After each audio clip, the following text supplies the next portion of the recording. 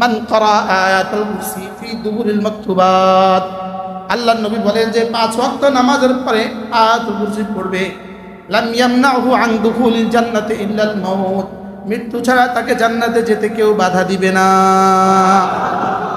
অর্থাৎ তার আর জান্নাতের মধ্যে পার্থক্য শুধু মৃত্যু। তাহলে আয়াতুল কুরসি যারা পারি তো পড়বো, যারা পারি না তারা শিখে নিব ইনশাআল্লাহ। হ্যাঁ, এটা আপনি পারলেন না, এটা আপনি পারলেন না, আপনি মূর্খতার সাগরে বাস করছেন। আপনার ইসলামের যে কি হাল আল্লাহ ছাড়া কেউ জানে। কথা বুঝা আসছে রে? তাহলে আপনি শিখে নেবেন ইনশাআল্লাহ। ইমাম সাহেব হুজুরকে 500 টাকা দিবেন, দিয়ে আয়াতুল কুরসি শিখে নেবেন। এবার কেউ ইনশাআল্লাহ পারবে, দিতে হবে না, শুধু বললেই হবে, শিখিয়ে দিবে। হুজুরকে বলবেন হুজুর আমাদেরকে আয়াতুল কুরসি শিখিয়ে দেন, একটা একটা করে আপনাকে 1 সপ্তাহ শিখিয়ে দিবে ইনশাআল্লাহ। সুন্দর হবে না ইনশাআল্লাহ? মান ক্বারা আয়াতুল কুরসি ফি দুবুরিল মাকতুবাত লাম ইয়ামনাহু আন দুখুলিল জান্নাতি ইল্লাল মাউত, 5 ওয়াক্ত নামাজের পরে যে আয়াতুল কুরসি পড়বে, আল্লাহর নবী বলেন জান্নাতে যেতে তার মধ্যে আর তার জান্নাতের মধ্যে কোনো বাধা নাই। যদি মৌতের আগে জান্নাতের সিস্টেম থাকতো তাইলে বলতো জান্নাতে সে ঢুকে গেল, কিন্তু মৌতের আগে কি নাই? জান্নাতের সিস্টেম নাই। তবে হ্যাঁ, মৌতের আগেও জান্নাতের মজার একটা সিস্টেম আছে, জান্নাতের মজার সিস্টেম আছে। মৌতের আগেও জান্নাতের কিছু মজা পাওয়া যায়। কি পাওয়া যায় বলেন? ওয়ালিমান খাফা মাকাম রাব্বিহি জান্নাতান, যারা আল্লাহকে ভয় করে তাদেরকে আল্লাহ তাআলা 2টো জান্নাত দিবেন। মোল্লা আলী কারি রহমাতুল্লাহ বলেন 2টো জান্নাত দিবেন, এর তরজমা জান্নাতুন ফিদ দুনিয়া ওয়া জান্নাতুন ফিল উকবা, দুনিয়াতে একটা জান্নাত দিবেন, আখিরাতে একটা জান্নাত দিবেন। সুবহানাল্লাহ, দুনিয়াতে জান্নাত দিবেন। শুনবেন, দুনিয়াতে জান্নাত, দুনিয়াতে বলে জান্নাত কি হুজুর রে? দুনিয়াতে বলে জান্নাত, জান্নাতুন ফিদ দুনিয়া, দুনিয়াতে একটা জান্নাত দিবে, আখিরাতে একটা জান্নাত দিবে। দুনিয়ার জান্নাত কোনটা? দুনিয়ার জান্নাত হলো লাযযাতুন ফিল ইবাদা, ইবাদতের মধ্যে মজা দিয়ে দিবে। ইবাদতের মধ্যে মজা যেটা লাগে এটা কিন্তু জান্নাতে নাই। এটা কিন্তু কি নাই বলেন? জান্নাতে নাই। এজন্য তেলাওয়াতের মজা কিন্তু জান্নাতে নাই, সেজদার মজা কিন্তু জান্নাতে নাই, রুকুর মজা কিন্তু জান্নাতে নাই। মক্কা শরীফে কি বলে শায়েখ মাহের যখন তেলাওয়াত করে যে মজা লাগে, এই মজা কিন্তু জান্নাতে নাই। হ্যাঁ, সুবহানাল্লাহ। আমার মনে হয় কোরআন, আমি শায়েখ মাহের যখন তেলাওয়াত করে আমার মনে হয় কোরআন নাজিল হয়েছে মাহেরের লেগা, আর মাহেরে বানাইছে কোরআনের লেগা। কি আজিব না? তাইলে জান্নাতের মজা দুনিয়াতে পাওয়া যায়, জান্নাতের মজা দুনিয়াতে পাওয়া যায়। ইবাদতের মধ্যে যে মজা এটা জান্নাতের মজার চেয়ে বেশি। এই জন্য হাসান বসরি রাহমাহুল্লাহকে কেউ, তিনি বলেন যদি আল্লাহ তাআলা আমাকে 2টো কাজের ইখতিয়ার দেন, হাসান এই কাজটা করলে তোমাকে জান্নাত দিব, আর এই কাজটা করলে তোমাকে 2 রাকাত নামাজের তৌফিক দিব, তুমি কোনটা নিবা? হয়তো হাসান বসরি রাহমাহুল্লাহ বলেন যে কাজ করলে 2 রাকাত নামাজের তৌফিক দিয়ে আমি এটা নিব, এটা করলে জান্নাত দিব, এটা করলে নামাজ পড়ার তৌফিক দিব, তুমি কোনটা নিবা? 2 রাকাত নামাজের তৌফিক দিব। তিনি বলেন আমি ওই কাজটা করব যেটা করলে 2 রাকাত নামাজের তৌফিক দিবে। তাকে জিজ্ঞেস করা হলো হযরত জান্নাতের উপরে নামাজকে আপনি তারজিহ দিচ্ছেন কেন? তিনি বললেন জান্নাত বানিয়েছে আমার জন্য, নামাজ বানিয়েছে রব তার নিজের জন্য। আল্লাহটার দাম বেশি না আমারটার দাম বেশি? আব্বার জুতার দাম বেশি না আমার জুতার দাম বেশি? আমারটা 3000 টাকা, আব্বারটা 50 টাকা, লেকিন আব্বারটা আমি বুকে নেই। আব্বারটা কোথায় নেই? আব্বারটা আমি উঠাই, আব্বারটা আমি আলগে রাখি, নিজেরটা রেখে আসছি বাইরে। বাস্তব না বাস্তব? কি লিগা? এটা আব্বা, এটা শায়েখের জুতা, এটা নেজবত উঁচা। নামাজ কার জন্য? আল্লাহর জন্য। জান্নাত কার জন্য? এই জন্য 2 রাকাত নামাজ এটা জান্নাতের মজার চেয়েও বেশি মজা। তবে কার জন্য মজা? আমগো লাগে বুঝি মজা? হ্যাঁ, এবার ইবাদতের মধ্যে যার মজা যেমন, ইবাদতের মধ্যে যার মজা যেমন, জান্নাতের আল্লাহ তাআলার দিদারের মধ্যে তার মজা তেমন। আল্লাহ তাআলার দিদারের মজা নির্ধারিত হবে কি দিয়া? ইবাদতের মজা দিয়া আল্লাহ তাআলা জান্নাতের দিদারের মজা নির্ধারিত হবে। এজন্য সিদ্দিক আকবরের ইবাদতের মধ্যে মজা কেমন ছিল, আল্লাহর দিদারের মজা কেমন, ফারুক আজমের ইবাদতের মজা কেমন, দিদারের মজা কেমন, সাহাবায়ে কেরামের ইবাদতের মজা কেমন, দিদারের মজা কেমন, রামাজের ইবাদতের মজা কেমন আছে? হ্যাঁ, সেজদা গেলে কি ভাল লাগে যে আর উঠবো না জীবনে কখনো? 15 রকমের 3 বার, তাও আবার এভাবে সুবহানাল্লাহ সুবহানাল্লাহ সুবহানাল্লাহ সুবহানাল্লাহ সুবহানাল্লাহ। কি কইছে ফেরেশতাকে? আল্লাহ কি কইছে ফেরেশতাকে? কি লিখতাম? কোন ভাষা কইলো আল্লাহ? বাস্তব না বাস্তব? হ্যাঁ, এজন্য নামাজের মজা দিয়ে জান্নাতে আল্লাহর দিদারের মজা নির্ধারিত হবে। এবার প্রশ্ন, হুজুর নামাজে মজা হবে কখন? নামাজে মজা হবে 3টা জিনিস যদি পাওয়া যায় তো নামাজে মজা হবে। 1 নম্বরে আল্লাহর মহাব্বত দ্বারা নামাজে মজা হয়। আল্লাহর মহাব্বত যার যত বেশি তার নামাজে মজা তত বেশি। বলেন নামাজে মজা কেমন, কার কত বেশি হবে? আল্লাহর মহাব্বত হলে নামাজে মজা হয়। 2 নম্বরে আল্লাহর জান্নাতের আশা হলে নামাজে মজা হয়।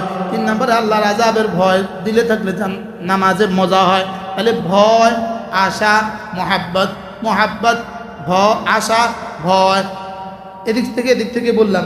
তাহলে বলেন মহাব্বত আল্লাহর ভালোবাসা, আল্লাহর রহমতের আশা, আল্লাহর আযাবের ভয়, এই 3টা দিয়ে নামাজ মজা হয়। এই 3টা জাত দিলে যদ্দূর তার নামাজ তদ্দূর মজা। গুড় যত ঢালবেন তো সেমাই তত মজা, ঘি যত ঢালবেন তো পোলাও তত মজা, আল্লাহর মহাব্বত যত দিবেন তো নামাজ তত মজা। এখন প্রশ্ন, হুজুর মহাব্বত আসবে কি দিয়া? মহাব্বত আসবে কোরআনে কারীমের তেলাওয়াত দিয়া। মহাব্বত আসবে কি দিয়া বলেন? কোরআনে কারীমের তেলাওয়াত দিয়া মহাব্বত আসবে। এখন বলবেন হুজুর কোন তেলাওয়াত দিয়া মহাব্বত আসে? যেই তেলাওয়াত ফিকিরের সাথে হয় ওই তেলাওয়াত দিয়া মহাব্বত আসে। যে তেলাওয়াত ফিকিরের সাথে হয় এই তেলাওয়াত দিয়া মহাব্বত আসে। আর কাসরাতে জিকরুল্লাহ দ্বারা আল্লাহর মহাব্বত আসে, বেশি বেশি জিকিরের দ্বারা আল্লাহর মহাব্বত আসে। এখন প্রশ্ন, হুজুর কোন জিকিরের দ্বারা আল্লাহর মহাব্বত আসে? যেই জিকির মহাব্বতে হয় ওই জিকির দিয়ে আল্লাহর মহাব্বত হয়। সুবহানাল্লাহ। এটা তাহসিলে হাসিল আছে না, মনে বুঝেন না? এটা তো আমার কাছে আগেই আছে, আবার এটা কেমনে হয়? আচ্ছা, বিবির মুখে লোকমা তুলে দিলে মহাব্বত বাড়ে, সুন্নত। বিবির হাদিস, বিবির মুখে লোকমা তুলে দিলে সুন্নত বাড়ে। এখন বিবিকে আপনি লোকমা এভাবে দিতেছেন, খা, এটা কি মহাব্বত বাড়বো না মহাব্বত আরো কমবো? তোমারটা তুমি খাও। এখন আর যদি মহাব্বত ভালোবাসা লোকমাটা তুলে দেন, কি মহাব্বত বাড়বে না? বাড়বে না?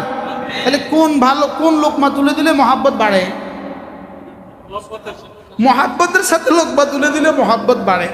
আর ঘৃণা ভরে লোকমা তুলে দিলে মহাব্বত বাড়ে না, মহাব্বত আরো কমে। আগে যেটা ছিল সেটাও কি, সেটাও কমে গেছে। কি হয়? একটা সুন্নত দ্বারাও পুরো সংসার সুন্দর হতে পারে। কিচ্ছা আছে আমার বলার সুযোগ নেই। আমাদের তারেক জামি সাহেব একটা কিচ্ছা বলছেন, আবার আমাদের মাওলানা জুলফিকার নকশবন্দি দামাত বারাকাতুহু এখানে একটা কি বলছেন, কিচ্ছা বলছেন। তারেক জামি সাহেব কাছে এক বেটা এসে বলে, হুজুর আমার বিবি তো ভালোবাসে না, আমার কিছুই করেন। বলতে পরামর্শ দিলেন, শুনে একটা কাজ করো, আজকে একটা মিঠাইয়ের ডাব্বা কিনবা, এটা ঘরে নিয়ে যাবা, খেতে বসবা দুজন একসাথে, ওকে আস্তে করে একটা ভালোবেসে একদম মিষ্টি মুখে তুলে দিবা, এরপরে দেখো কি হয়। তো ওই বেটা সত্যি সত্যি কিনে নিয়ে গেছে, আস্তে করে আদর করে ওই মুসকি মুসকি বউ হাসে। তো বলছে তোমার এটা কে শিখেছে, আগে এটা খাও। शायद कि तुम्हें मौलवी तारक জামিল ने बताया। बहरहाल তাহলে মহাব্বতের সাথে তুলে দিলে কি হবে বলেন? আপনি ঘৃণা ভরে তুলে দেন, মহাব্বত কমবে। এখন আমাদের নামাজ কি মহাব্বতের সাথে কেমনে হয়? আমাদের নামাজ হয় কেমনে? আমার রুকু আর সেজদা কেমনে হয়? আচ্ছা, এটা কিসের নামাজ? আল্লাহ কি বলছে, শব্দটা কি বললাম? আল্লাহ কিটা কইলাম? কি বাস্তব না অবাস্তব? বলো এরপরে সুবহানাকাল্লাহুম্মা ওয়া বিহামদিকা তাবারাকা ইসমুকা আমাকে তো বলা নেই। কি বললেন এটা?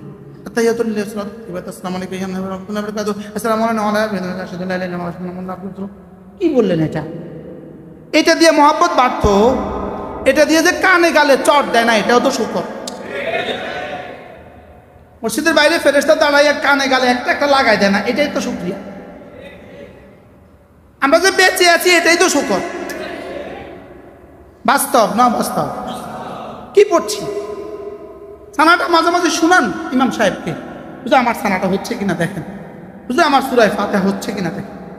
ইমাম সাহেব যদি সূরা ফাতিহা পড়ায় সকালবেলা, তো 2-4 জন বসে আর বাকিরা বসে না।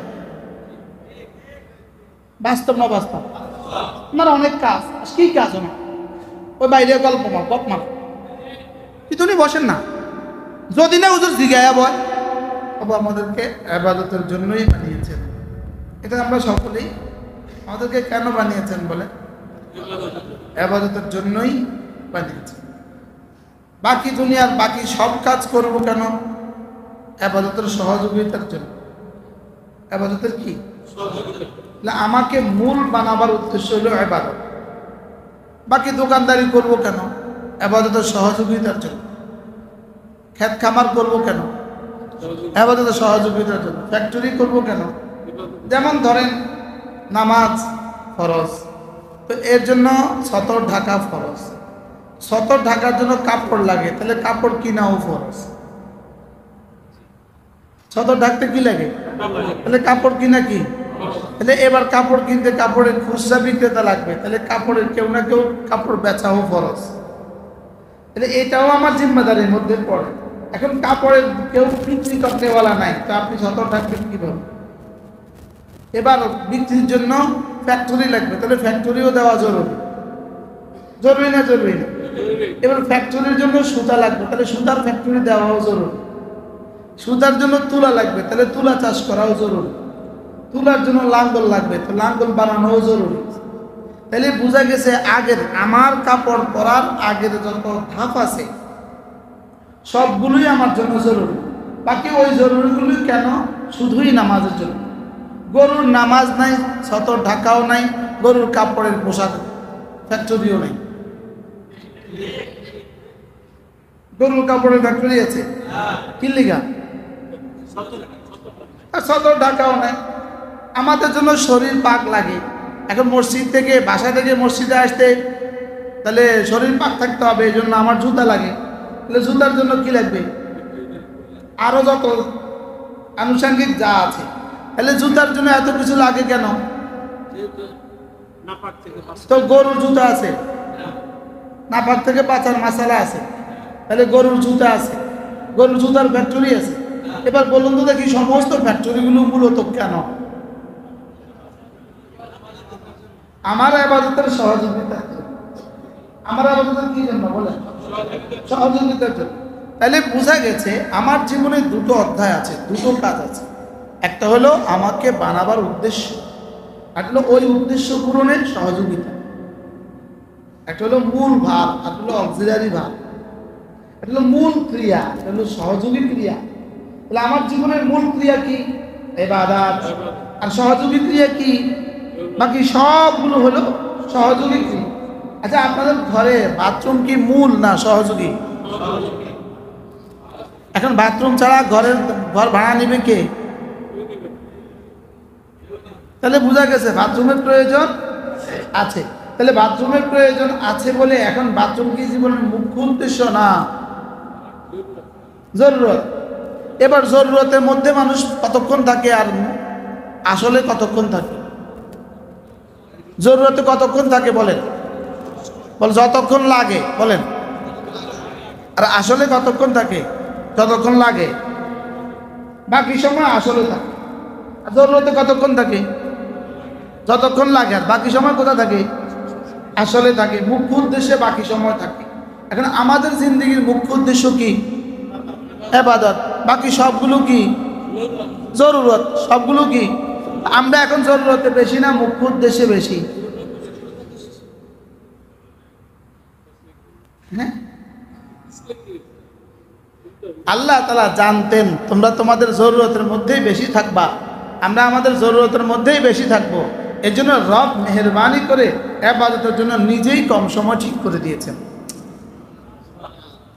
আর বলে দিয়েছেন তুমি যদি মুখ্য কাজ, তোমার জীবনের মুখ্য উদ্দেশ্য ইবাদতের মধ্যে যদি তুমি জীবনের পুরোপুরি লাগাও, মুখ্য উদ্দেশ্য যদি পুরাটা লাগাও, তো সহযোগিতা যেগুলো আছে সেগুলোকে আমি ইবাদত বানিয়ে দিব। কি হলো? তাহলে আমার কোনটা ইবাদত থাকলো না? আমার পুরোটাই তো ইবাদত হয়ে গেল। কিন্তু আমার পুরোটাই ইবাদত হবে কখন? যখন আমার ইবাদত পুরাটা ইবাদতটা ঠিক থাকে। মুখ্যটা কি থাকে বলেন? মুখ্যটা ঠিক থাকে, আর বাকিটা আল্লাহ তাআলার হুকুম মতো নবীজির তরিকা মতো হয়ে যায়। কি ভাই? বাকিটা আল্লাহ তাআলার সিদ্ধান্ত মতে কি হয়ে যায়, তাহলে সেটাও কি হবে বলেন? বাকিটা যদি হারাম হয়, নিষিদ্ধ তরিকা হয়, তো হবে না। যে এখানে ঠিক আছে বাকিটা নিষিদ্ধ তরিকা, তাহলেও কি হবে? তাহলে বোঝা গেছে এটাও ঠিক রাখতে হবে, বাকিটা নিষিদ্ধ তরিকায় নয়, বলকে আল্লাহ তাআলার বর্ণিত তরিকায় আর আল্লাহ রাসূলের বর্ণিত তরিকায় বাকিটা যদি করি আর এটা ঠিক রাখি, তো বাকিটা ইবাদতে পরিণত হবে, পুরোটাই ইবাদতে গণ্য হবে। তখন আমার দোকানদারি ইবাদত, তখন আমার ফ্যাক্টরি ইবাদত, তখন আমার কাজ ইবাদত। তাহলে আমাদের জীবনের মূল কাজ কয়টা? ইবাদত হলো মূল কাজ। এই ইবাদত বিভিন্ন ভাগে বিভক্ত হয়ে আছে, এটা আমরা লম্বা আলোচনার এখন প্রয়াস কোথায়, সময় কোথায়।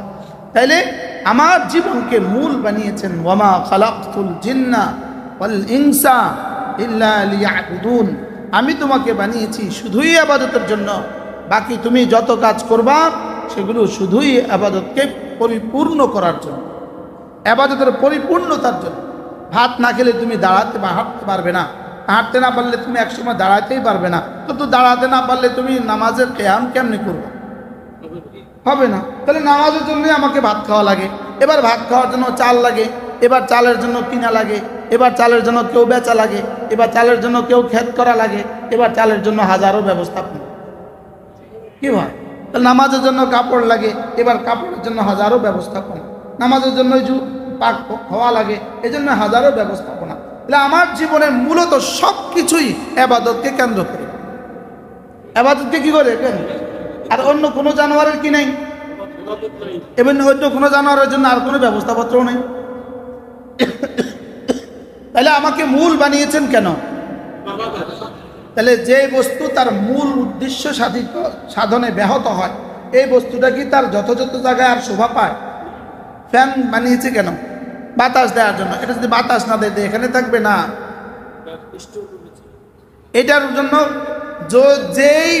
যেই কাজটাই, যেই বস্তুটা যে জন্য বানিয়েছে, সেটা যদি সে কাজ উদ্দেশ্যে ব্যাহত হয়, এটার কিসমতে দুইটা জিনিস আছে, পিঠাই আছে আর আগুন আছে।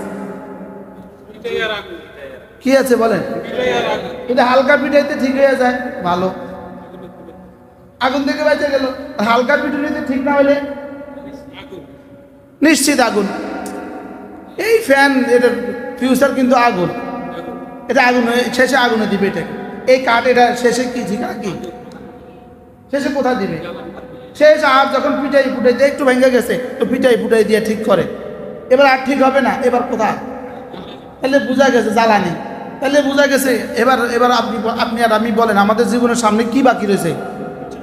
মূল উদ্দেশ্য যদি ব্যাহত হয়, পিঠাই আর কি আগুন, জ্বালানি।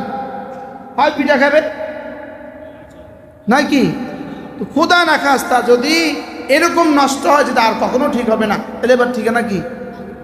তাহলে কুফুরির ঠিকানা কি? আগুন। শিরকের ঠিকানা কি? আগুন। শিরকের ঠিকানা আগুন, কুফুরির ঠিকানা আগুন। কেন? এটা আর কোনো কাজ আসবে, এটা জীবনে আর কখনো ঠিক হবে না, এই জন্য এটা ঠিকানা কি? আর যদি খোদা না খাস্তা এতটা নষ্ট হয় নাই, শিরক আর কুফর থেকে বেঁচে গেছে, কিন্তু কিছু গুনাহ হয়ে গেছে, মাআযাল্লাহ, কিছু কাবায়ের হয়ে গেছে, কিছু কবিরা গুনাহ হয়ে গেছে। গুনাহ যদি হয়ে যায় তো এটা দুই অবস্থা। প্রথমত দুই অবস্থা, আল্লাহ তাআলা মাফ করবেন অথবা আযাব দিবেন। বলেন, মাফ করবেন অথবা কি দিবেন? আযাব দিবেন। তো মাফ যদি করে দেয় আলহামদুলিল্লাহ, বেঁচে গেলাম। আর যদি আযাব দেয় দুই অবস্থা। বলেন, আযাব দিলে কয় অবস্থা? হয়তো দুনিয়াতেও দিবেন অথবা আখিরাতে দিবেন। আপনি কোনটা নেবেন? একটাও নিতাম না। কোনটা নেবেন বলেন? একটাও পারতাম না, একটাও তো পারতাম না, একটাও কি, কিন্তু নিশ্চিত বিষয় হয় মাফ করবেন না আযাব দিবেন, হয় মাফ করবেন অথবা কি দিবেন, আযাব দিলে তিন অবস্থা, শুধু দুনিয়াতে, শুধু আখিরাতে, দুনিয়া আখিরাতে দোনো জায়গায়, বলেন নাউযুবিল্লাহ। শুধু দুনিয়াতে অথবা শুধু আখিরাতে অথবা কি দুনিয়া আখিরাতে দোনো জায়গায়। তো আপনি কোন জায়গায় নেবেন? কোনো জায়গায় নেওয়ার সুযোগ নেই। একটু চোখ ব্যথা করে দিলেই তো শেষ, একটু কান ব্যথা করে দিলে তো শেষ, দাঁত ব্যথা করলে, একটু দাঁত ব্যথা করে দিলে তো শেষ, কি আবার আযাব নিবেন? একটা নখে ব্যথা হয়ে গেলে তো জীবন শেষ, কি আবার আযাব নিব? তাইলে বোঝা গেছে যে কাজ যে জন্য বানিয়েছে, এই কাজ যদি তার দ্বারা ওই উদ্দেশ্য সাধিত না হয়, এটার সামনে ভয়াবহ মুসিবত আছে। এটার সামনে কি আছে? মোবাইলটা কাজ দেয় না, এটা পিটায়, কাজ না দিলেই পিটায়, কাজ না দিলে কি পিটাই, কাজ না দিলেই পিটাই। চেয়ারটা কাজ দিবে না পিটাই, মাইকেটা কাজ দিবে না পিটাই, গাড়ি এটা কাজ দিবে না পিটাই, চাকা এটা কাজ দেয় না তো পিটাই, আর স্বর্ণ কাজ দেয় না তো পিটাই কি। আর এরপরে কাজ না দিলে, পিটাইতে না হলে এবার আগুনে দিয়ে দাও, স্বর্ণ আগুনে দাও, লোহা কাজ না দিলে পিটাই, পিটাই না দিলে আগুন। বুঝে না কথা। তাহলে সামনে কটা বাকি আছে বলেন? কি কি? তা আপনি কোনটা নিবেন? বুঝে গেছে তো মাশাআল্লাহ।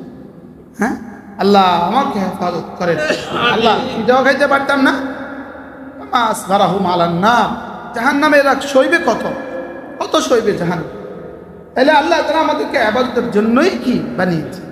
হ্যাঁ, যদি এর জন্য মাঝে মাঝে বসা না হয়, মাঝে মাঝে মজলিস না হয়, মাঝে মাঝে মুজাকারা না হয়, তাইলে আজকে সারা দুনিয়া যে অবস্থা, আমরাও সে অবস্থায় হয়ে যেতাম। শুধু এই মজলিসগুলোর বরকতে, আমাদের দাওয়াতের বরকতে, তালিমের বরকতে, এই আল্লাহওয়ালাদের মজলিসগুলোর বরকতে বাংলাদেশের মুসলমান কিছুটা ঠিক আছে। কত বড় ইহসান আল্লাহ তাআলা এই দেশের মুসলমানদের উপর, কত বড় করম আল্লাহ তাআলা এদেশের মুসলমানদের উপর। সারা পৃথিবীতে এই নিজাম আর কোথাও নেই, এতটুকু আজাদি সারা দুনিয়ার আর কোথাও নেই, যে মুসলমান যখন মনে চাইবে কোনো মসজিদে কথা বলবে, সারা পৃথিবীতে এই নিজাম আর কোথাও নেই। আল্লাহ তাআলা আমাদেরকে এই আখেরি আজাদিটুকু আমাদেরকে দান করছে। আল্লাহ তাআলা আপনাদের এই বসাকে কবুল করেন। তাহলে আমাদেরকে বানালেন কেন? আর ইবাদতের মধ্যে এক নম্বর হলো ঈমান। এক নম্বর কি বলেন? ঈমান। ঈমানও বুঝি ইবাদত। সাহাবায়ে কেরাম আল্লাহর রাসূলকে জিজ্ঞেস করছে, ইয়া রাসূলুল্লাহ, লা ইলাহা ইল্লাল্লাহ এটাও কি হাসানা? এটাও কি হাসানা? কি যে বলো, এটা তো সর্বশ্রেষ্ঠ হাসানা। মান জাআ বিল হাসানা ফালাহু খায়রুম মিনহা ওয়া হুম মিন ফাজাইন ইয়াওমাইদিন আমিনুন। আল্লাহ তাআলা বলেন যে আমার কাছে আসার সময় হাসানা নিয়ে আসবা। যা আর সেলা যদি বা হয়, তরজমা হয় নিয়ে আসা। মান জাআ বিল হাসানা, যে আমার কাছে আসার সময় হাসানা নিয়ে আসবা, ফালাহু খায়রুম মিনহা, সে তুমি আনবা তোমার যোগ্যতা মতে, আমি পুরস্কার দিব আমার যোগ্যতা মতে। তুমি হাসানা নিয়ে চলে আসছো, তো রেখে আসছো মাটির দুনিয়া, আমি দিয়ে দিব স্বর্ণের দুনিয়া। কি ভাই, রেখে আসছো বিবি বাচ্চা 2-4-10 জন আত্মীয় স্বজন আর গুণগ্রাহী, আর আমি এখানে তোমাকে হাজারো লাখো সমস্ত নবীদের সঙ্গী বানায় দেব। এই জন্য জানাজার দোয়া, অনেকগুলো জানাজার দোয়া আছে। আমরা তো জানাজার দোয়া একটা পারি, আর অনেক দোয়া পড়ে। হারামের ইমামরা দেখবেন জানাজার দোয়া লম্বা পড়ে, অনেক লম্বা পড়ে। এখানে হাদিসে একটা দোয়া আছে, আর অনেকগুলো দোয়ার মধ্যে একটা দোয়া আছে, আল্লাহুম্মা জাআল লাহু দারান খায়রাম মিন দারিহি। আল্লাহ, এই মাইয়িতের জন্য তার একটা ঘর বানিয়ে দাও, যেই ঘরটা দুনিয়ার ঘরের চেয়েও সুন্দর হবে। আল্লাহুম্মা জাআল লাহু দারান খায়রাম মিন দারিহি ওয়া আহলান খায়রাম মিন আহলিহি। আল্লাহ, তার জন্য কিছু কিছু প্রিয়জন দিয়ে দাও, যারা দুনিয়ার প্রিয়জনের চেয়েও ভালো হবে। কি ভাই, তাহলে মুমিনের কবরে যে প্রিয়জন হবে, এরা তো দুনিয়ার প্রিয়জন থেকে ভালো। আর মুমিনের কবরে যে ঘর হবে, এটা তো দুনিয়ার ঘরের চেয়ে ভালো। কি বলেন? দুনিয়ার ঘরের চেয়ে ভালো হবে না ইনশাআল্লাহ? কত গুণ ভালো হবে দুনিয়ার ঘরের চেয়ে। এজন্য দোয়াটা কেমন? আল্লাহুম্মা জাআল লাহু দারান খায়রাম মিন দারিহি ওয়া জাআল লাহু আহলান খায়রাম মিন আহলিহি। ওয়াজআলিল জান্নাতা মাথওয়া ওয়া আজিরহু আনিন নার। অনেক দোয়া আছে, অনেক দোয়া জানাজার নামাজের মধ্যে। এটা তো আসলে মূলত দোয়াউন লিহাদাল মাইয়িত, এটা তো এই মাইয়িতের জন্য দোয়া। তোমার যা ভালো লাগে সব করতে থাকো, কি রাসূল যা বলে দিয়েছেন সব করতে থাকো। আর আমরা তো যেটা পড়ি সেটাও পারি না অনেকে, বাস্তব অবস্থা। যেটা আমরা কমন একটা দোয়া আছে, আল্লাহুম্মা গফির লি হাইয়িনা ওয়া মাইয়িতিনা, এই দোয়াটা কত না দারুণ। এই দোয়াটা কি পরিমাণ পূর্ণাঙ্গ দোয়া, কি পরিমাণ জামে মান, কি পরিমাণ পূর্ণাঙ্গ, কি পরিমাণ শানদার। আল্লাহুম্মা গফির লি হাইয়িনা ওয়া মাইয়িতিনা ওয়া শাহিদিনা ওয়া গায়িবিনা। আল্লাহ আমাদের জীবিত যারা তাদেরকেও মাফ করে দাও, আল্লাহ আমাদের মৃত যারা তাদেরকেও মাফ করে দাও, যারা এখানে আছে তাদেরকেও মাফ করে দাও, যারা এখানে নাই তাদেরকেও মাফ করে দাও। ওয়া সগীরিনা ওয়া কাবীরিনা, আল্লাহ ছোট যারা আছে তাদেরকেও মাফ করে দাও, বড় যারা আছে তাদেরকেও মাফ করে দাও। ওয়া যাকারিনা ওয়া উনসানা, আল্লাহ পুরুষগুলোকেও মাফ করে দাও, মেয়েদেরকেও মাফ করে দাও। যার কোনটা বাকি আছে বলেন তো? হ্যাঁ, একটা মানুষের বাকি। সুবহানাল্লাহ, সকলের জন্য কি হয়ে গেল? দোয়া হয়ে গেল। যারা পারেন না তারা মুখস্থ করে নেবেন। একবার আমার একটা ড্রাইভার ছিল, সে মারা গেছে 2014 সালে। সে মারা গেছে, না সে মারা গেছে 13 সালে, আরেকজন মারা গেছে 14 সাল। তো 13 সালে যে ড্রাইভারটা মারা গেছে, আমি একবার কোথাও একটা বয়ান করছিলাম, যারা জানাজার দোয়া পারে না তারা কি করে, যারা জানাজার দোয়াটা পারে না তারা কি করে। তাই বলতেছি, কেউ ভাই এমনি থাকে,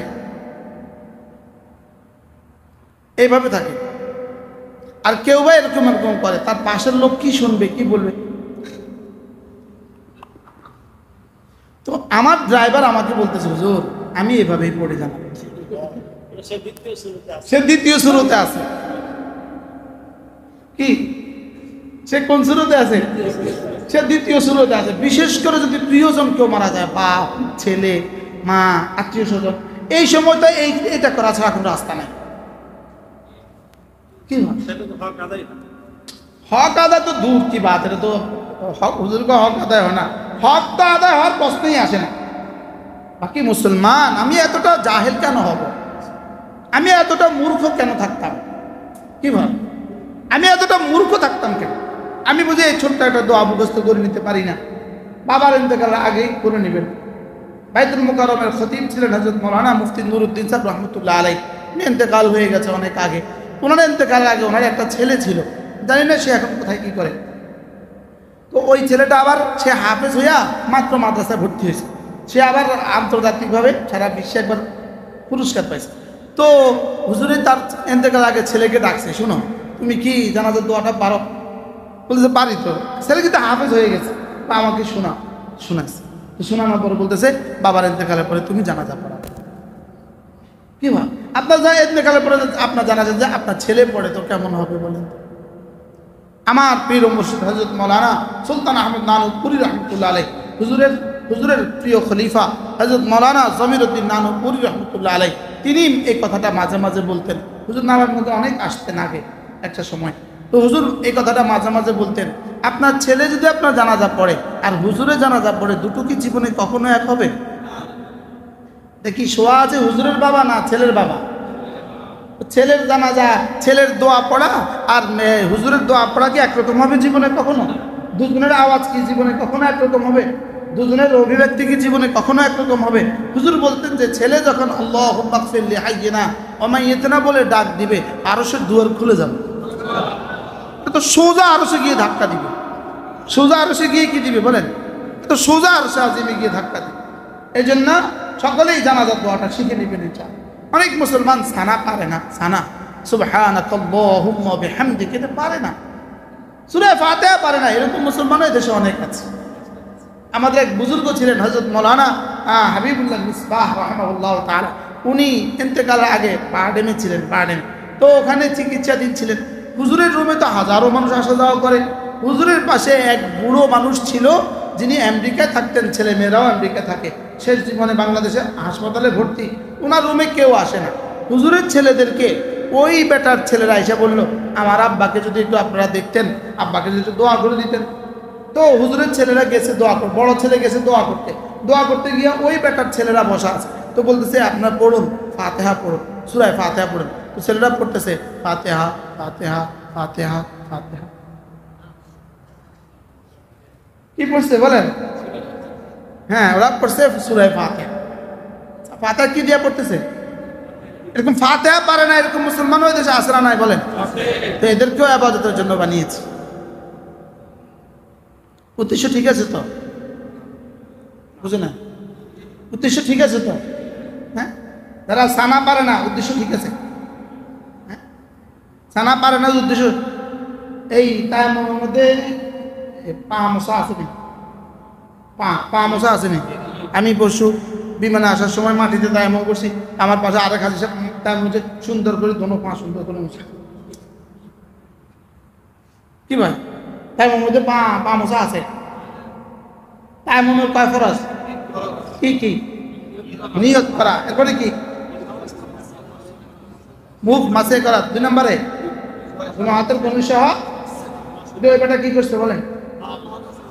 এখন আমি যদি কইতাম যাই এই বেটা শরম পাবে, আমি আর কিছু বলি নাই, লজ্জা পাবে, কি করব? আজ হিসাব মানুষ হজ করে আছে কি ভাই? হ্যাঁ, তাহলে আমরা কি শুনলাম আজকে বলেন? আমাদেরকে বানিয়েছে কেন? ইবাদতের জন্য। তাহলে ইবাদতের মধ্যে 1 নম্বরটা কি? লা ইলাহা ইল্লাল্লাহ, লা ইলাহা ইল্লাল্লাহ, লা ইলাহা ইল্লাল্লাহ, লা ইলাহা ইল্লাল্লাহ, লা ইলাহা ইল্লাল্লাহ, মুহাম্মাদুর রাসূলুল্লাহ। একবার কালেমায়ে তয়্যিবার দাম কত? 10 দুনিয়া বরাবর জান্নাত। একবার কালেমায়ে তয়্যিবার দাম কত? বাকি কালেমায়ে তয়্যিবা মানে শুধু শব্দ নয়। কালেমায়ে তয়্যিবা মানে কি নয় বলে? শুধু শব্দ। শব্দটা ঈমান নয়, শব্দ হলো ঈমানের শব্দ। যেমন ভাত, এটা ভাত নয়, এটা ভাতের শব্দ। এটা কি? ভাতের শব্দ। পানি, এটা পানি নয়, এটা কি? পানির কি শব্দ। তাহলে বলেন কালেমায়ে তয়্যিবা এটা ঈমান নয়, এটা কি? আমরা বলার সময় তো বলি কালেমায়ে তয়্যিবা, বলার সময় তো বলি পবিত্র বাক্য। কি বলি? কিসের বাক্য এটা? এটা ঈমানের বাক্য। ঈমানের কি? তাহলে এটা হলো ঈমানের শব্দ, এটা হলো ঈমানের বাক্য। মূল ঈমান হলো এটার ভিতরে যেটা আছে। বলেন মূল ঈমান কি? মূল ঈমান হলো এটার ভিতরে যেটা আছে। এবার এটার ভিতরে কি কি আছে? এটার ভিতরে পুরো আল্লাহ তাআলার সমস্ত হুকুমগুলো আছে আর রাসূলের সমস্ত সুন্নাহগুলো আছে। যেমন বিয়ের মজলিসে ছেলেকে কি বলা হয়? আপনি বলুন আমি কবুল করিলাম। তো ছেলে আস্তে করে বলে আমি কবুল করিলাম। আচ্ছা, আমি কবুল করিলাম এই শব্দের মধ্যে কি কি আছে? হ্যাঁ, এই আজ থেকে মেয়ের মৃত্যু পর্যন্ত, কাফনের কাপড় পর্যন্ত সব আছে না নাই বলেন? হ্যাঁ, আমি কবুল করলাম এক শব্দের মধ্যে এত কিছু থাকে কেমনে? কি ভাই, এখন শুধু কি এগুলোই আছে না কিছু বর্জনীয় কিছু আছে? হ্যাঁ, কিছু আবার নিষিদ্ধ কিছু আছে কিনা বলেন? হ্যাঁ, ফরজ কিছু আছে কিনা, ওয়াজিব কিছু আছে কিনা, সুন্নত কিছু আছে কিনা, আরে জীবনের যা লাগে সব আছে কিনা বলেন? পান খাইলে চুনও আছে। কি এই চুন আনবা, কালকে চুন আনবা, এই আমি তোমাকে চুন দিব কথা ছিল। ও কবুল করলামের মধ্যে এটাও ছিল। কি ভাই, কি কি ছিল বলেন? তাহলে এক কবুল করলামের মধ্যে যদি সব থাকে, এখানে লা ইলাহা ইল্লাল্লাহর মধ্যে কি আছে? বুঝে গেছে মাশাআল্লাহ।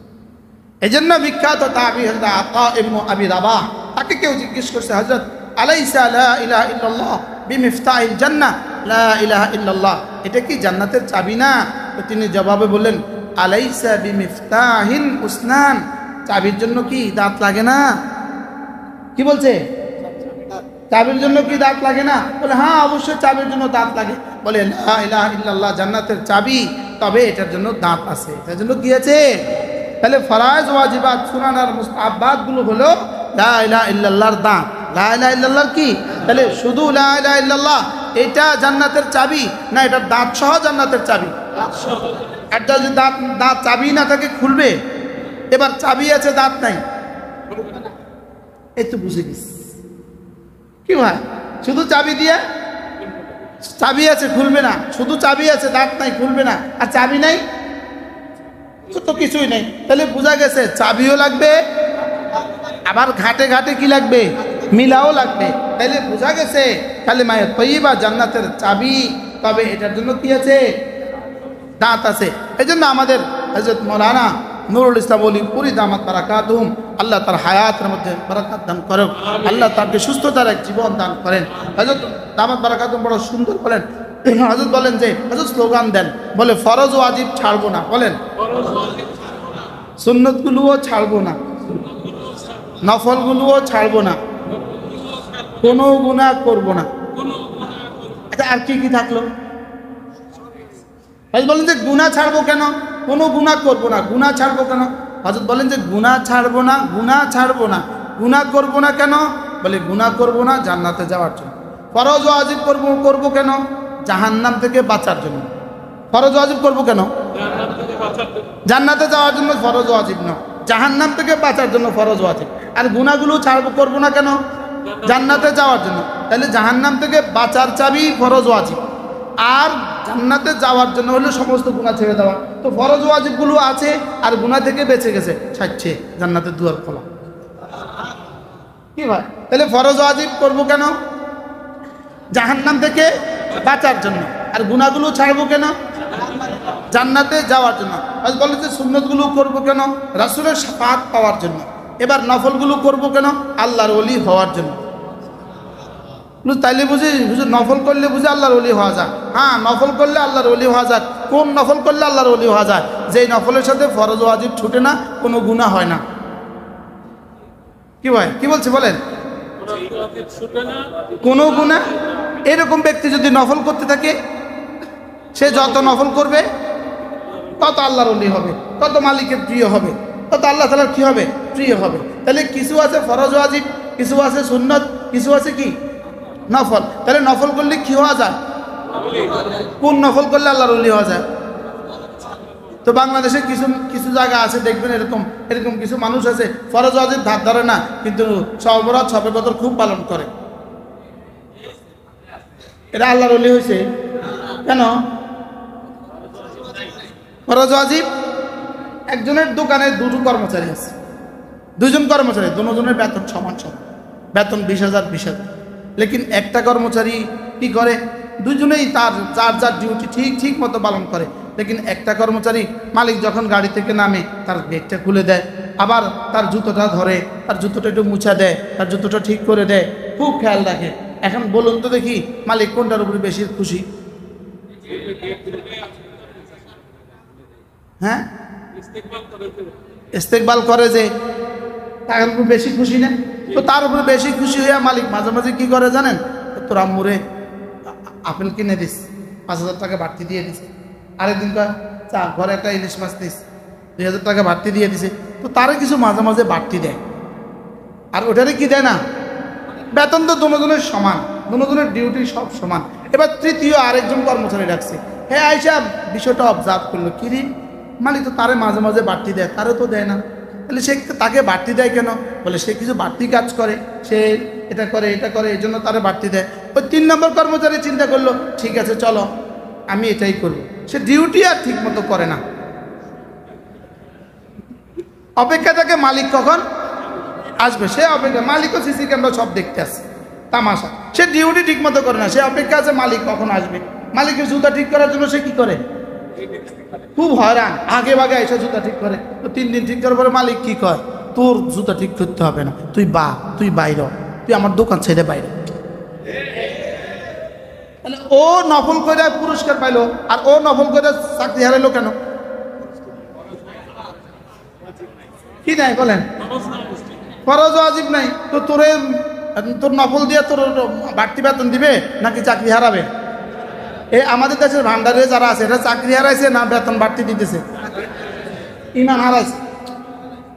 কি হারাইছে বলেন? কি লেগে ইমান হারাইলো?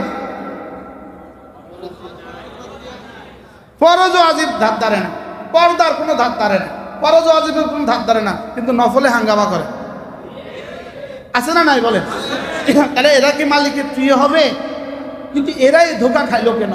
এরা ধোকা খাইছে, ইতিহাস থেকে ধোকা খাইছে। এরা আল্লাহওয়ালাদের জীবনী পড়ে দেখছে, আল্লাহওয়ালাদের জীবনী এত দাম, এত দাম, এত দাম, এত দাম। আল্লাহওয়ালাদেরকে দেখছে, বাপ দাদাদেরকে দেখছে দামি দামি দামি, তো এরা মনে করছে নফল দিয়েই বুঝে আল্লাহর ওলি হওয়া যায়। কি এখন কি নফল দিয়ে আল্লাহর ওলি হয়েছে না ইমান হারাইছে? কিন্তু নফল দিয়ে ইমান হারাইলো। আর বাকিরা ফরজ আগেওয়ালারা নফল দিয়ে আল্লাহর ওলি হলো কেন? তাহলে আগে ফরজ ওয়াজিব কি রাখা বলেন? তাহলে ইমানের পরে প্রথম ফরজ হলো নামাজ। বলেন ইমানের পরে প্রথম ফরজ কি?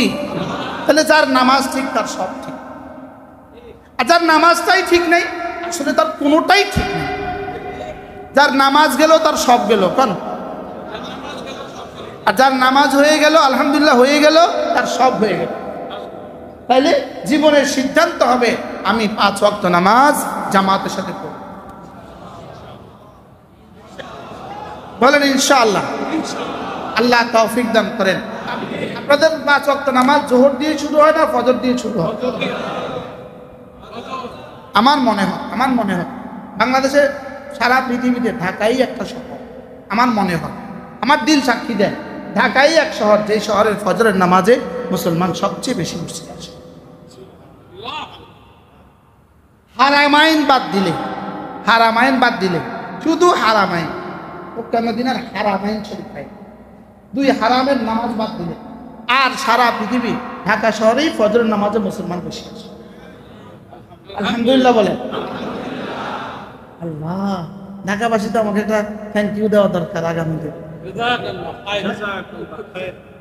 কিন্তু এবার বলুন তো দেখি, এমনি যা বেশি তো মসজিদে আসে, লেকিন কত পার্সেন্ট আসে?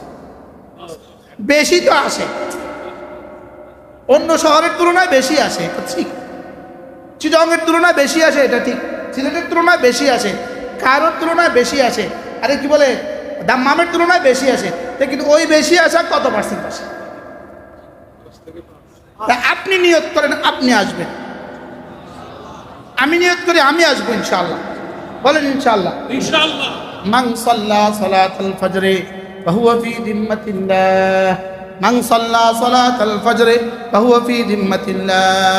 আল্লাহর নবী বলেন, ফজরের নামাজ যে জামাতের সাথে পড়লো, ফজর নামাজ যে পড়লো, সে আল্লাহ তাআলার জিম্মাতে ঢুকে গেল। আচ্ছা, এর চেয়ে বড় পুরস্কার আপনি আর কি চান? এর চেয়ে বড় পুরস্কার আর কি চান? হ্যাঁ, ওই আজকের ইরানের যুদ্ধ, আজকের ইসরায়েল আর ইরাকের যুদ্ধে তো আমেরিকার প্রেসিডেন্ট যখন ইসরায়েলকে সমর্থন করলো, ইসরায়েলের জন্য আর কি লাগে? বেড়া পা কি আর কি লাগে? বেড়া পা। লেকিন এই বেড়া পার কি আসল পার না? এরপরও বেড়া আছে। কি মনে করেন এরপরও কি আছে? ইসরায়েল ধ্বংস হবে, এটা আগামীকালে সূর্য উঠবে কি উঠবে না সন্দেহ আছে। ইসরায়েল ধ্বংস হবে, এতে কোনো সন্দেহ নেই। মুসলমান আপনি ইমানের মতো বিশ্বাস করতে হবে, ইমানের মতো। রাসূল যা বলছেন তাই হবে। বলেন না ইনশাআল্লাহ। আল্লাহর নবী যা বলেছেন তাই হবে ইনশাআল্লাহ। ইসরায়েল ধ্বংস হবে, প্রতিটা ইহুদি পৃথিবী থেকে নিশ্চিহ্ন হবে, এটা রাসূল যা বলেছেন তাই হবে। বলেন ইনশাআল্লাহ। যদি সারা পৃথিবীও ইসরায়েলের পক্ষে থাকে, এরপরেও ইসরায়েল, যদি সূর্য কয় আমিও ইসরায়েলের পক্ষে আছি, এরপরেও ইসরায়েল ধ্বংস হবে। কে বলেছেন? রাসূল করিম সাল্লাল্লাহু আলাইহি ওয়াসাল্লাম যে ভবিষ্যৎবাণী করেছেন এটাই ঘটবে। বলেন না ইনশাআল্লাহ। আল্লাহ এই জালেম থেকে পৃথিবীকে হেফাজত করেন, আল্লাহ এই জালেমকে পৃথিবী থেকে নিশ্চিহ্ন করে দেন ইনশাআল্লাহ। আগামী পৃথিবী মুসলমানদের পৃথিবী। বলেন ইনশাআল্লাহ। তাহলে মান সাল্লা সালাতাল ফজরে ফাহুয়া ফি জিম্মাতিল্লাহ। আর জিম্মাদার আমেরিকা হওয়ার কারণে তার কাছে যদি এত অহংকার হয়, যার জিম্মাদার রব হবে তো তার কাছে কেমন হবে? আমরা আমাদের জিম্মাদার রবকে বানাই যে আমি আমার জিম্মাদার, আপনার উপরে তো আমার ক্ষমতা নাই, আপনার উপরে তো আমার ক্ষমতা নাই, আমার উপরে তো আমার ক্ষমতা আছে। अपना मन में डूब कर ताजा सुरागे जिंदगी तू मेरा बनता ना बन अपना ही बन, निजेर जन्नई निजे बनो। বন্ধু নিজেকে আল্লাহ আপনার হেফাজতের চাদরে ঢুকিয়ে দাও। ফজরের নামাজ জামাতের সাথে পড়ো, আল্লাহর হেফাজতের চাদরে নিজেকে ঢুকিয়ে দাও। প্রত্যেকে আলাদা আলাদা নিয়ত করেন, নিজে নিজে নিয়ত করেন ইনশাআল্লাহ। যদি চোর যদি ওসি সাহেবের জিম্মাদারিতে চলে যায়, এবার চোরের আরো আশঙ্কা কিসের? এবার যদি কি বলে, এবার যদি এসপির জিম্মাদারিতে ঢুকে যায়, এবার যদি ডিআইজির জিম্মাদারিতে ঢুকে যায়, এবার যদি আইজির জিম্মাদারিতে ঢুকে যায়, এবার যদি মন্ত্রীর জিম্মাদারিতে ঢুকে যায়, এবার যদি প্রধানমন্ত্রীর জিম্মাদারিতে ঢুকে যায়, এবার যদি আর শাহের মালিকের জিম্মাদারিতে ঢুকে যায়, কি ভাই? মান সাল্লা সালাতাল ফজর ফাহুয়া ফি জিম্মাতিল্লাহ। ফজরের নামাজ পড়লো যে আল্লাহর জিম্মায় ঢুকলো সে। ফজরের নামাজ পড়লো যে আল্লাহর জিম্মায় ঢুকলো সে। ফজরের নামাজ পড়লো যে আল্লাহর জিম্মায় ঢুকলো সে। এজন্য ফজরের নামাজ হলো ঈমানের চিহ্ন। ফজরের নামাজ হলো কি? ঈমানের চিহ্ন। আল্লাহ রাসূল যার উপরে ঈমানের সন্দেহ করতেন, নিফাকের সন্দেহ করতেন, ফজরের নামাজে সালাম ফিরিয়ে রাসূল জিজ্ঞেস করতেন, অমুক কি আছে? অমুক কি মজলিসে আছে? তো সাহাবীরা এদিকে এদিক তাকিয়ে ইয়া রাসূলুল্লাহ, নাই তো। রাসূলের চেহারা আনোয়ার কালো হয়ে যেত। আল্লাহ রাসূল মনে মনে ভাবতে থাকতেন, হ্যাঁ তার ব্যাপারে আমার নেফাকের সন্দেহ ছিল, এখন তো বুঝলাম আসলেই সে মুনাফিক। লেকিন রাসূল কাউকে চিহ্নিত করে মুনাফিক বলেন নাই, দুই একজন বাদ দিয়া এটা মুনাফিক এটা মুনাফিক আল্লাহ নবী কি বলেন নাই। তাহলে রাসূল নামাজ, ফজরের নামাজ দিয়া নেফাক চিহ্নিত করতেন। আমি কি বুঝাইতে পারছি আপনাকে? শব্দ কি বলছে বলেন? ফজরের নামাজ দিয়ে কি চিহ্নিত করতেন? নেফাক চিহ্নিত করতেন। এবার বলুন তো দেখি, আমাদের দেশে পাক্কা সাচ্চা মুসলমান ফজরে আসে না এমন মানুষ আছে তো না? হ্যাঁ, এরকম মানুষ কতজন আছে? মোট হাজার হাজার শত শত আছে কিনা? একটা বাড়ির মানুষ ঢুকলেও এই মসজিদ ভরে যেত। কি ভাই, 10 তলা বাড়ি, হ্যাঁ, এক বাড়ির মানুষ ঢুকলেও তো এই মসজিদটা কি হয়ে যেত? ভরে যেত। আমরা তো খুশি হয়ে গেছি, আমরা অনেক বেশি আসি মাশাআল্লাহ। লেকিন কত পার্সেন্ট আসি? হ্যাঁ, তাইলে এবার নিয়ত করেন ইনশাআল্লাহ। আপনি আপনারটা করেন, আপনি আপনারটা বলেন ইনশাআল্লাহ, আমি ইনশাআল্লাহ এনি হাও, আমি ইনশাআল্লাহ আমি জামাতের সাথে আমি ফজর নামাজ জামাতে।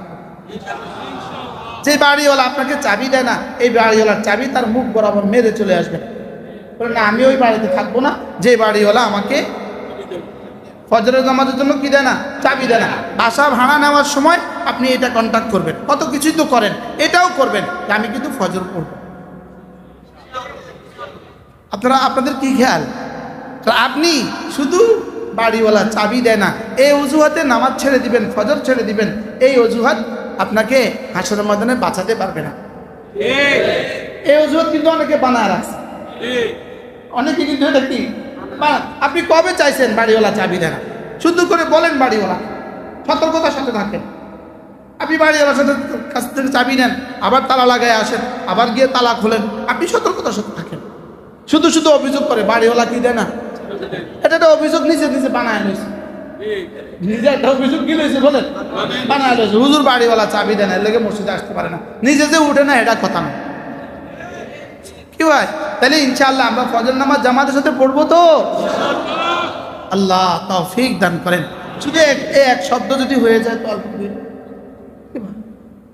আল্লামা ইবনে কাইয়িম আল জাওজিয়্যা আলাইহি রাহমাতুল্লাহ লিখছেন, ফজরের নামাজ হলো একজন মুমিনের জন্য আল্লাহর পক্ষ থেকে পরীক্ষা।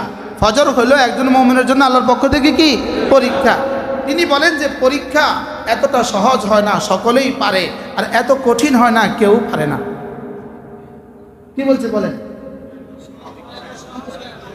পরীক্ষা বুঝি সবাই পারে, আর বুঝি পরীক্ষা এমন হয় যে কেউ পারে না। 100 ভাগ ছাত্র কেউই এই প্রশ্নটা দিতে পারল, বুঝি বিষয়টা এমন। কি ভাই, কেউ না কেউ কি পারে। তো হযরত বলেন যে পরীক্ষা এতটা কঠিন হয় না, কেউ পারে না, আর এতটা সহজ হয় না সবাই। তাহলে ফজর নামাজ কি পরীক্ষা, তাহলে এত কঠিন নয় কেউ পারে না, এত সহজ নয় সবাই পারে। বাস্তব না বাস্তব? তাহলে আপনি কোন দলে হবেন? আমি ওই দলে হব যারা পারে। এবার কারা পারে কারা পারে না? মুনাফিক পারে না, মুমিন ছাড়ে। কি হয়, যে মুমিন হবে সে পারবে, আর যে মুমিন হবে না। আপনি ফজর নামাজে উঠতেই পারলেন না, আসতেই পারলেন না, গা বগা তো হইতেই পারে, অ্যাক্সিডেন্টলি তো হইতেই পারে, লেকিন প্রতিদিন আপনার জীবনে ফজর ছুটলা, এটা কোন মুমিন? এটা কোন মুসলমান? এটাকে কোন মুসলমান বলে? এটাকে কোন মুমিন বলে? আপনার যে ঈমান আপনাকে মসজিদ পর্যন্ত দিতে পারে না, এই ঈমান আপনাকে জান্নাতে দিবে কেন? কি ভাই, যে ঈমান আপনাকে মসজিদ পর্যন্ত দিতে পারে এটা আপনি জান্নাত দিবে কেন? ওই পিটাইয়া আর আগুনে দিয়ে তারপরে জান্নাত কি দিয়ে? ওই আগের কথা কি দিয়া? আপনি কি পিটাইয়া আর আগুন দিয়ে জান্নাতে যাবেন না ডাইরেক্ট জান্নাতে যাবেন? আল্লাহ তৌফিক দান করুন।